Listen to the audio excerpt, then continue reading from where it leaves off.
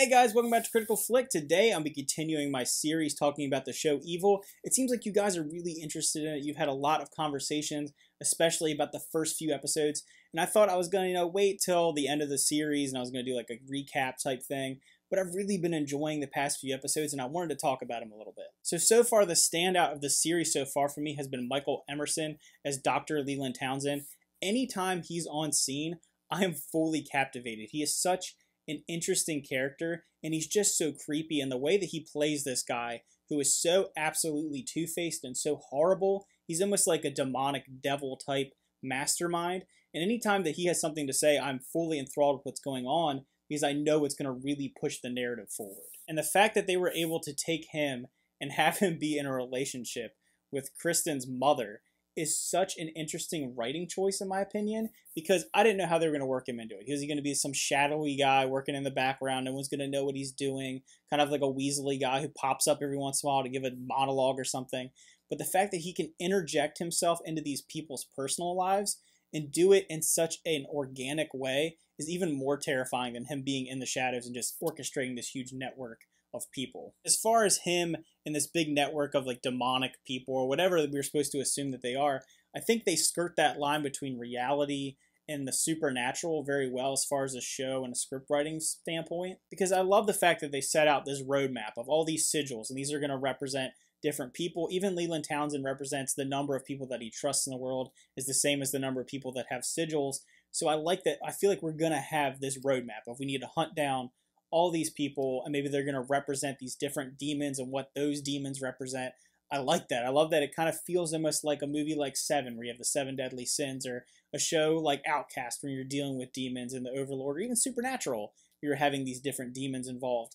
So I like those elements to it, while it still tries to be semi-grounded, because you do always have the characters of Ben and Kristen who are apprehensive to understand things. They are skeptics. They kind of try to debunk everything. And I love that each episode leaves it up to the audience to decide whether something going on is supernatural or it isn't. They don't expressingly say, and I didn't like that, to be honest with you, in the first couple episodes. I was like, okay, so we're going to have every episode, they're going to go to a case, and they're going to debunk it at the end, and they're going to leave it open a little bit because you're not going to understand, is it real or it isn't? But this is really finding a way to take those moments where you don't know if it's real or not and adding to the overall story. Because like you have the demons. Are these demons, or is there a way to explain it away as being a group of people, almost like a cult that's being controlled by Leland or some forces above him? So I love that. I love that we have, it can be taken one way or it can be taken another. It doesn't leave it as a total cliffhanger and you have to just make up your conclusions. The use of Kristen and David's relationship is also something that I think is very compelling as far as the show goes.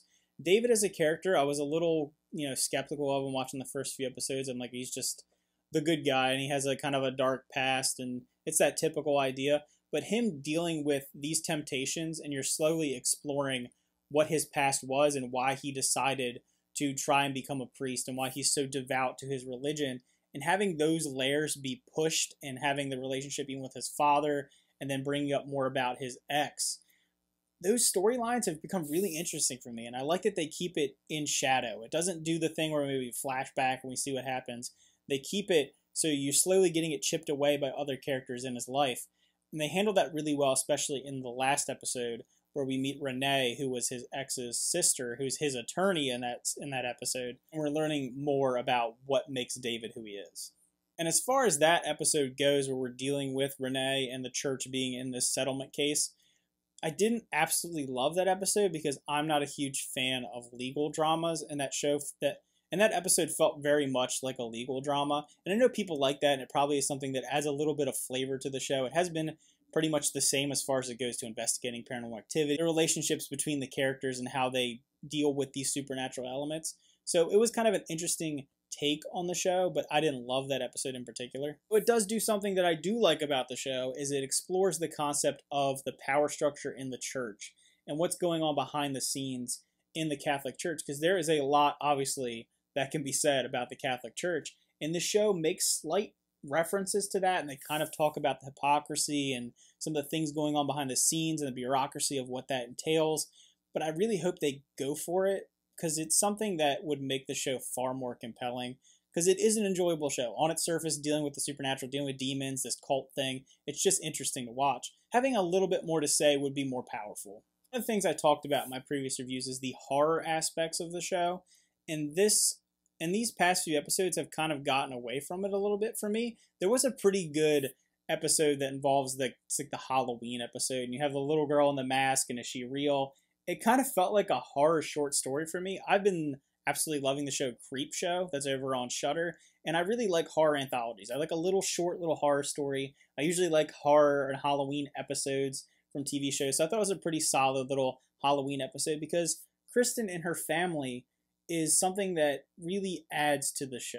It doesn't make it like it's just your typical procedural crime drama with a supernatural twist. You have a little bit more stakes when it comes to her personal life, and seeing her daughters and understanding their personalities, I think is going to be something that's going to push the show forward. And I think this show explores some pretty interesting themes, especially when it comes to radicalization of people, especially people that are disenfranchised or the outsiders in society. That's no more exemplified than Leland Townsend dealing with this kid who is basically becoming a serial killer or a mass shooter, and they kind of explain how he's pushing him forward. It's a pretty sensitive topic in modern time, and it's pretty topical to talk about these things, and I think they handled it fairly well. It does make it kind of trivial that he's able to shift this guy so easily, but it does give you that idea of him being a mastermind and him trying to transfer people to be horrible people. And I thought the last scene with him where he fully explodes and loses his mind because of the kid accidentally shooting himself, which is a pretty graphic scene for network television, as I talked about the horror aspects. But when you have this character just losing it, you get to see that even dark side to him, that fully just expressive, losing his mind side to Leland. That's more I'd like to see as the show goes on, but I like that they keep it to a minimal because he's supposed to be so composed. Another thing that this show hangs its hat on is symbolism, and they handle it pretty well for the most part as the show goes on, and I like that I think they're going to continue to do that. They even make a very important scene that talks specifically about symbols and what they mean, and you can change their meaning when it deals with David and his father. They talk about this sigil that is representing a demon that was used by the grandfather's slave owner and things like that, and you talk about him taking it back, and it's like, it's my sign now, it doesn't have any power over me, it's mine. And that's an interesting concept in and of itself, because we're talking about a lot of symbols and theology and religious icons being used in the show to mean different things. Leland and his cult, as it were, is using these demonic sigils to create a network. You have the church showing their symbolism. You have these miracles and the codex, and all the things that involve theology and symbolism is something that I think most people are really interested in, whether you like something like the Da Vinci Code or you go back and you explore some other things throughout history. It's something that's really compelling, and it keeps people going and keeps people interested in the story. And obviously the big change that's happened since I've last reviewed this show is Kristen's husband has come back from Everest, and that has added a whole other element into the show, and I don't know how they're going to handle it. It's obviously going to change the complexities of the relationships between David and Kristen and the whole team, how that's all going to work out. We recently saw the episode where she talks about heading out to Everest. I don't think that's going to happen, but you're going to create some really interesting family dramas and some interpersonal conflicts, and I think that's something that shows can always build on. When you have these characters, flesh out who they are, how they feel, what they think about each other, because the big overarching ideas are most likely always going to work. You're going to have the idea of theology and demons and trying to exorcise people and all the miracles and all that stuff that's interesting. People are going to really enjoy that stuff. But if you don't have compelling characters and compelling relationships between those characters, it's never going to work. But having this huge network of people that have all these different ideas is going to be something that this show can really move forward and make itself even that much more interesting and successful. Alright guys, so those are my thoughts on the last few episodes of Evil. Let me know how you've been feeling about this show so far. It seems like it's been pretty divisive from people talking about it. Some people really, really hate this show, and they think that it's a little ridiculous or the acting's a little over the top. And I will say they do take some liberties as far as dramatization, because it is dealing with something that people feel really strongly about, whether it be religion or demons or the existence of that or not. So let me know, who's your favorite character? What's been your favorite episode so far? Where do you think it's going to go, especially with Leland? I'm interested in that. Maybe there's a higher power going on involving him and the conflicts. Maybe something's going on with the church involving that. So yeah, let me know what you think. comment down below. Remember to like and subscribe, and see you next time.